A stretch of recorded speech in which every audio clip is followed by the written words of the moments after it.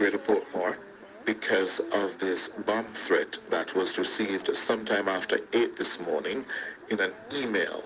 You heard SSP Phillips also saying that they are concerned about other threats to Ascot, also in St. Catherine, and a third school in Clarendon. SSP Phillips says the police are mobilizing a team to respond to the potential threat at the other schools.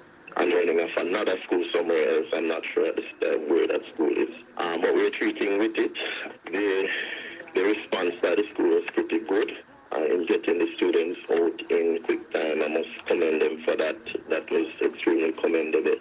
And we're getting the full cooperation of the school. The police are here, that's it, ensuring that the place is safe. Once the area is safe, then we'll make it up. From this initial call, it brought in another school, and so the mobilization was done for 2 schools at the same time. I'm learning of a third school, but I don't have the details of that just now. Senior Superintendent Christopher Phillips, head of the St. Catherine South Police. Now go there. I saw the ambulance, the fire brigade, and the police. So I don't know what's going on, but all I know, I came and get my daughter. So it seemed like you run breathless? I ran from home. I live in 3 West, and I ran from home, come straight here to pick up my daughter from school. You know, how do you feel about it? Because we usually hear, things like this happening in the US. Yes, it's always happening overseas. I've never heard of it in Jamaica, and right now I'm very frightened. It's a very frightening experience. Just running, while I was running and thinking about it, I was like, suppose I hear boom, suppose I hear explosion, what would happen, you know? It's a very frightening experience.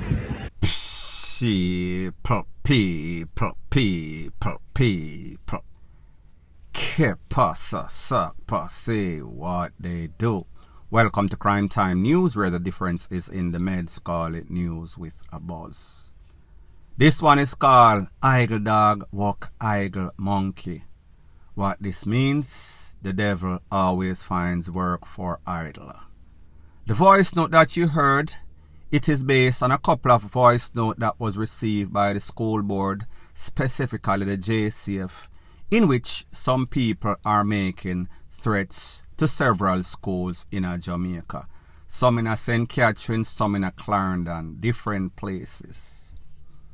Now when you hear stuff like this, what we've come to the realization is that the mindset, the people change. The youths nowadays, it seems as if them get rebellious, and when them get rebellious, them get kind of idle. So therefore, stuff that we never used to see in the past is now manifesting. The stuff that they used to do, that we used to call off the chain, is now the norm. Insanity is now normality in Jamaica. Now, when the po-po hear stuff like this, they might say to themselves, you know, say a skull, some picnic want skull school, meaning skip school. So them call or them send out some sorts of email to the school board and put the school board in a panic.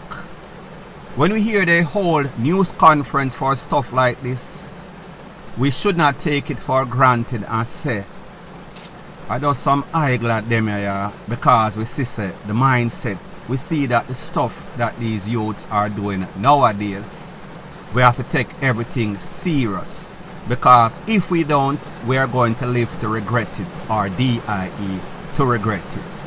People, let me know your think in the comment section. Dog, why you talk to me in the dog? Dog, like someone talk to the man them in the dog. Right to the yellow man. What the backside is? Yellow man. Yellow man. Buckler. What? Yellow man start. Yanni at what? Further on in the news. Now people, it seems as if some of these youths in these Garrison that are engaged in all sorts of criminal activity, gang activity. It seems as if them not read the notice board. It seems as if them not get the memo. I am speaking about 2 youths that lost their life in a place called Dunkirk, maybe about 24 hours ago. Benji, Bad Indian, and an next person named Yellow. Nephew or cousin and uncle. Me not really know the relationship. However, both of them got their brains pretty much taken out of their head. You could call it surgically removed by some sorts of tall up, some sorts of rifle.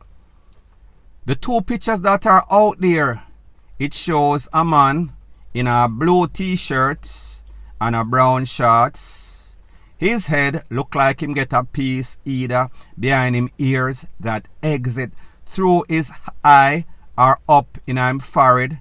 The next man pretty much the same reverse. Him a lay down upon him face. The whole of his cranium or crown is leaked out. You hear somebody a say, listen, look how me tell them, look how me warn them. You could hear the panic or see the panic on the face of people. Cause them a wonder, them a ponder. They know who live over where. So when them hear all sorts of corner explode, them have an idea who it could have been, who was the intended target, who was the victim. It was Benji, Bad Indian, and also Yellow or Yellow Man. Like me said, they were gone on the spot. Different location, same results. Somebody I warn them, or somebody's telling them, look how me warn you, look how me tell you, and you never take heed. People, what they are speaking about is a gang war that has been going on in this place forever, in which an individual crime producer without a shadow of a doubt, his name is Popeye. Popeye was taken out. There was a reprisal that was waged on 4 people. Out of those 4 people, at least 3 of them did not make it. It is said that Bad Indian and an accomplice went for the person whose name is Popeye. So therefore, Benji, Black Indian or Indian, Bad Indian, and Yellow, they were reprisal for Popeye losing his life. So the warning was going towards Bad Indian, Benji, or Indian, and also his family member. Neither of those could tell the tale because both of those pretty much pick up the SHITTY end of the stick. Moral of the story is this: whenever you live in the Garrison and you're engaged in any sorts of gang activity and you feel as if the place big enough in which you can avoid escape, stay away from the enemy. You are going to learn the hard way. There's a thing that is called fishing in a bucket. That means that this is like badness in a bucket. The place is too small for you to avoid your enemy. Sooner or later, the law of possibility or probability is going to run the opposite of you and you're going to lose your life. Such is the case as it pertains to Bad Indian, as it pertains to Benji, as it pertains to Yellow, as it pertains to Popeye. I am speaking about the cycle of madness and reprisal. Point blank and period. Boy, never take no talk. Mother warn him up and down. But one thing she not do, or one thing she do. Every Sunday morning she carry him food, grocery. But she can't carry it again. Last week Thursday him left jail. And the judge ordered him not to go back downtown down a Pink Lane. And him get a call. Monday morning the last we see him. Him get a call and him come out of the scheme. And this at the end night, the mother can't even find the body. She go down a town. It's not that public. She go Spanish town, it's not there. I have a little pastor that said it could have worse, but Jamaica, this Bible says if you sow to the wind, you will reap the wind, and if you sow to the devil, you will get a reward. I can't say, boy, it could have worse. Somebody will know. Boy, just left prison. Better than the dead they see away, and they're probably living. Now, people, the voice note that you just heard is somebody that is familiar with the family of Spaintown. This is a man in which them find the head. There's a video that is making its round on social media in which somebody grabbed the head by itself as it was on the ground. Them rotate it, them show which part them take it off from, them show the face, them show all sorts of BLOOD over it. As a matter of fact, in a video that I did yesterday, I showed his face, and you hear the people them say, yeah man, videotape it man, make the people them see it. This man, like me say, is called Spaintown. Based on the information, it is said that the brawling gang brought him to Pink Lane, where he switched to Tivoli Gardens, and then he switched again to Spranglers. He just left prison a couple of days ago before he met his demise. His mother used to warn him, people used to warn him, just like how them warn Bad Indian and Benji, just like how them warn Yellow, these people from Dunkirk, but they did not take the warning, they did not take heed until Mr. DEATH, the Grim Reaper, came for them. Such is the case in this case, point blank and period. Further on in the news, it seems as if Ocherios St. Anne's is about to break out like sore. The writing has always been on the wall. It is a tourist town. It have a whole bunch of Airbnb. It have a whole bunch of beaches. It have a whole bunch of tourists there. So therefore, it is a party town, party central. So therefore, areas like these would be prime to any sorts of criminal element that is transplanted from a next city, from a next town. So these people then bring the tool from wherever they are at, bring them Kumbolo from wherever they are at, and set up shop, go around the place, scope out business.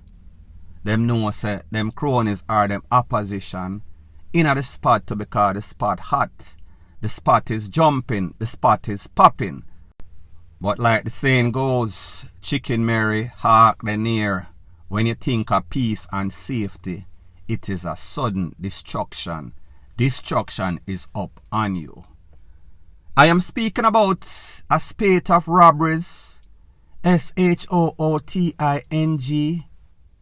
and all sorts of criminal activity that has been happening in a St. Anne's, in a Orchard Town. The latest one in a place called CLM that are St. Anne's again, in which two men ski mask up, rush into a business establishment, one with a tool, the next one with a hammer, stick up the people, everybody down, nobody move, nobody get hurt, jump over the counter, broke the glass, take with themselves while they were leaving. It seems as if they were facing some sorts of resistance by the owner and the employee of that establishment. It seems as if when them a wheel and pop off and a go outside, the father of the owner of the business spot them. He happened to be a licensed firepiece holder. There was some sorts of confrontation, SHOOT out. When the criminal saw this, him hold on one of the employees of the establishment, made a hasty escape, fling her in the car, drive her down the block and let her go. That was the end of that. Luckily for her, meaning the employee, she did not lose her life caught in the crossfire between the good and the bad. Moral of the story is this: whenever you have a vibrant, buzzing town with tourists, with party, with beaches, it is always going to attract a whole bunch of character. Some of them scrupulous, some of them unscrupulous. Whenever a whole bunch of those unscrupulous characters buck up, infiltrate one spot, it is only going to turn from a vibrant place to a very deadly place. That is exactly what is going on. That is exactly what is happening in a Ocherius St. Anne's. So therefore, if the relevant authority don't take hold of what is going on, it is only going to escalate from bad to worse, meaning people are going to be deading. A whole heap of people are going to end up in prison. A whole heap of people are not going to live to see a next day. Point blank and period. Further on in the news, it is called, these Jamaican JACKASSES are actually trying to use an old method to buck some new space age system that is being implemented at these airports, along with the dogs, along with the knowledge that law enforcement, narcotics, popo especially in America, done hip to. So therefore, whatever you are going to try, they are going to be hip to it, especially when you are using some sorts of old-time tradition, as in smuggling. I am speaking about a 27-year-old man, 33-year-old, sorry. His name is Mr. Andre Cooper. Mr. Andre Cooper is from Westmoreland, West. On or about the 27th of October, a couple of weeks ago, he decided that, sir, I have some friend who live overseas, and I tell me, say, yeah man, if you can get up the stuff up here, we can sell it and all of us can be rich. We can live in a mansion upon the hill. We can drive Range Rover up a yard, down a yard, and up here. Him say, alright then me now go try something. He decided that he wants to leave his house, his comfort zone where he was free, and then drive to DHL located in a Montego Bay, delivering a package containing food items and most importantly, 2 pounds of cocoa, meaning 1 kilo, 1 bird. 2.2 pounds equal 1 kilogram. He went inside the establishment, did the paperwork for the package to be delivered in the United States, saying that this is food items, cheese, chippies, Shirley biscuit, bulla and cheese, the stuff that Jamaicans always want overseas that are now overseas. So that might have been some sort of red flag. He left. He did not realize that there is always some sorts of search of any sorts of packages that is leaving Jamaica, whether a Montego Bay, whether a Ochi, whether a Kingston, meaning the dog them we can smell from a distance are always there. Suspicion is always going to be on packages leaving Jamaica because of the transit drug point that Jamaica is its location on the world map. Him left the package, them find out some sorts of suspicion, an investigation was launched. When that investigation was launched, they located him in Westmoreland, in which he had the identification. So therefore, the smart Alec left from Westmoreland, go to Montego Bay, not remembering that his ID said Westmoreland. So therefore, if any sort of suspicion, as in them finding the package, them are go back to Westmoreland. He did not think about that. So anyways, them hold on upon him and them charge him on Monday for smuggling, trafficking, possession and also intent to sell. He was lucky that it did not pass the first obstacle, which is Jamaica border, which is Jamaica narcotics popo, because had it reached United States, it would have been more problematic for him.